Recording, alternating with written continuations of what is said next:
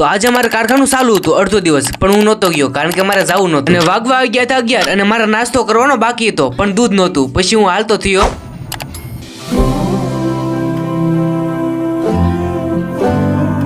અને દુકાને આવીને પેલા પીધી સોડા અને પછી દૂધ લઈને આવી ગયો હું ઘરે અને બનાવી ચા. धीमी धीमी आंच पे ना चाय उबल जाए, लंबी लंबी चुस्कियां जब महफिले जमवाए ये चाय. પછી મારે થોડુંક લખવાનું હતું અને ઘરમાં થતી હતી ગરમી અને પવન આવતો હતો ખેતરમાં. પછી વાતાવરણ થઈ ગયું હતું મસ્ત અને જવાનું હતું ખારામાં મેચ રમવા.